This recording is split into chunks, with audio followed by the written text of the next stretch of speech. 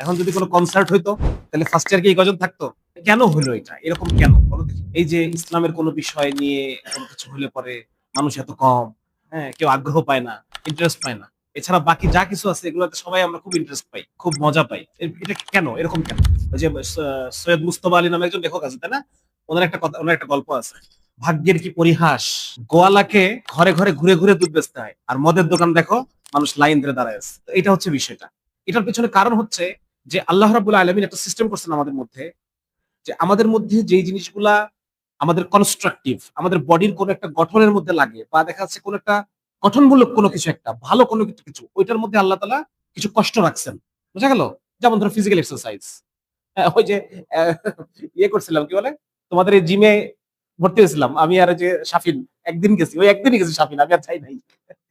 হ্যাঁ, কারণ হচ্ছে এটার মধ্যে একটা কষ্ট আছে। হ্যাঁ, যেটা তোমার শরীরের জন্য ভালো, ওটার মধ্যে কিছু কষ্ট আছে।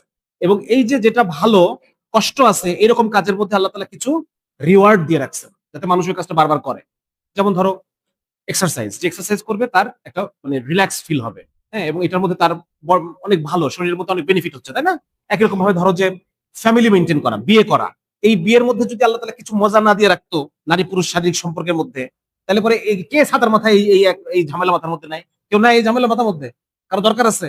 যদি এটার মধ্যে আল্লাহ তাআলা কিছু পরিমাণ যদি এই এন্টারটেইনমেন্ট না রাখতেন, তাহলে এই ঝামেলা কেউ মাথায় নিত না। তার মানে বোঝা যাচ্ছে যে এই যে জিনিসগুলা আমার কাজে লাগে এবং আমার জন্য ভালো কিন্তু কষ্টকর, এটার মধ্যে আল্লাহ তাআলা এক ধরনের সুখের একটা অনুভব দিয়ে রাখছেন। হ্যাঁ, এটা কিভাবে হয়? আমাদের ব্রেনে একটা জায়গা আছে রিওয়ার্ড সেন্টার। ওই রিওয়ার্ড সেন্টারে ডোপামিন নামে এক ধরনের হরমোন আছে। সেই হরমোনটা সিক্রেট হয় যখন আমি কোনো একটা কাজ করি, তখন ওইটা যদি সিক্রেট হয় তাহলে কাজটা আমার কাছে মজা লাগছে। বোঝা গেল? কাজটা আমার কাছে ভালো লাগছে। এখন ঝামেলা হয়ে গেছে, যত ভালো কাজ এইগুলাতে ডোপামিন সিক্রেশনটা খুব অল্প এন্ড স্লো, আর যত বাজে কাজ এইগুলাতে ডোপামিন সিক্রেশনটা খুব র‍্যাপিড, শার্প এবং অনেক হাই। বুঝা গেছে?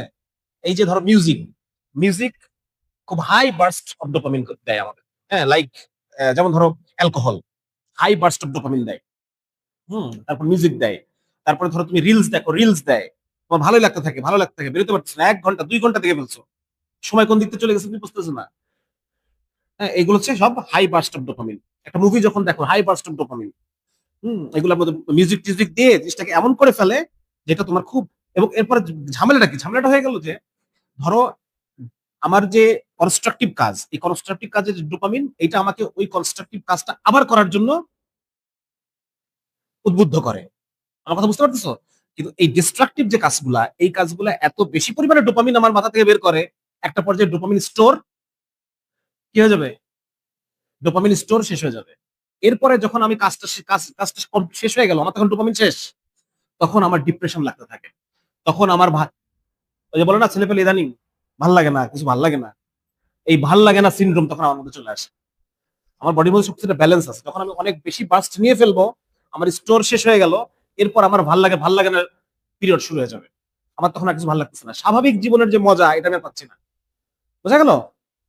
তো যার কারণে এই যেটা বললাম, যে যেহেতু আমরা এই যে কেন ওরা মাত্র 5 জন আসছে, কারণ এখানে সেরকম ডোপামিন দেওয়া মতো কোন আলোচনা এখানে নাই। এখানে আলোচনাগুলো বোরিং, ভাল লাগে না টাইপ আলোচনা। ওর চেয়ে বরং কিছুক্ষণ রিলস দেখলে এটা অনেক মজা, অনেক শান্তি।